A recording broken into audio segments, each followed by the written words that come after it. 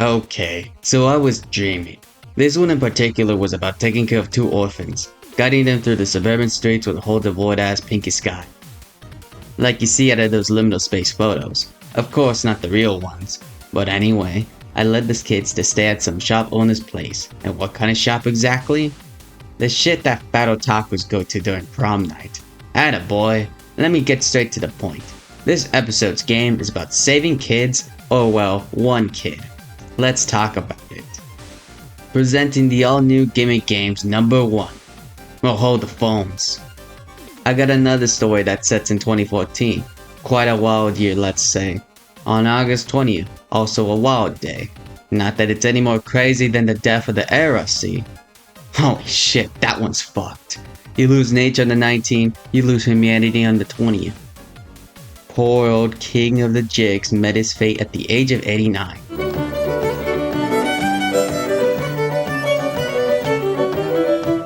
Ask folks what comes to mind when you say Cape Breton, and many will say fiddling.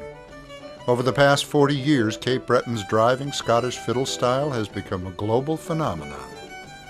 Ask folks in Cape Breton what comes to mind when you say fiddling, and most will say, Buddy McMaster was his name, an upstanding Canadian who knew how to play the fiddle.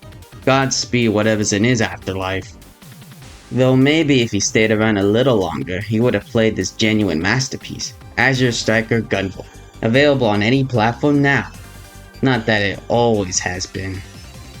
So you're out to take a hit, but then you choose to save this kid, and hold up, this GV guy's age checks out, and he's got superpowers.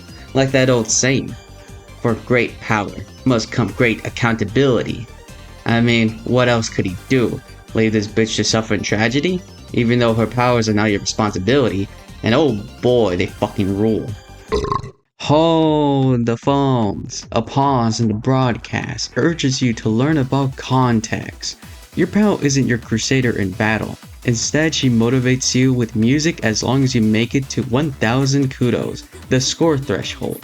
But her superior purpose is to resurrect you, allowing you to get back in the fight with unlimited bioelectricity. But what isn't mentioned is that in this, the chance is random.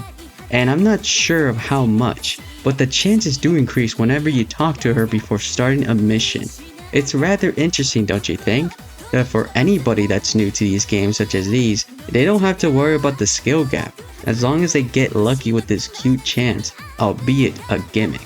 Now then, let's resume. Not as much as yours do, so for every guy you shoot, you must electrocute. Your little hairy bullets aren't going to save you if you don't at least tag up to 3 guys or more. Anything in sight is your problem. Initiate overdrive, or plan to phase through. You're practically invincible if you're equipped with a gizmo that shouts pervasion, and it's quite persuasive. This invincibility, and as long as you have that energy flowing, could make you speed through any level like an annoyed turret. What the hell did you expect me to say? Pacifist? Not everything's possible with these Goombas flying around. You have to take 6 of them, each having unique powers of their own. And yeah, ignoring the posters. They will not relate, but retaliate. Their charm is only shown through the annoying dialogue that shows up in the middle of the fights. Talk about a storytelling issue. Gunvolt is strictly Japanese, so even if you ignore the words at the bottom, you'll still hear the voice acting. And it's not available for any language other than Japanese. Jeez Louise, if story's your thing, then you have to pay attention. The game's awfully short for that to ever be a problem, or watch it on YouTube, because I know I'll never read the final boss's dialogue while I'm trying not to get murder killed. And just a straightforward fact, you'll learn that in order to get the true ending, you must collect 7 gems in hand. Oh, fuck well. Could it be any more obvious? Honestly, I'm surprised that Gunvolt has been compared to the Blue Blur. I mean, ignoring standing around and tagging, you could rely on your own skill to run ahead with pervasion as mentioned, or better yet, unlock the final gun so that you're not at all spinning through defensively. A shitty alternative as this fucking gun only shows up in the post-game. But I'm getting too ahead of myself now. Overall, this game fucks, but it also sucks when it comes to its gimmicks.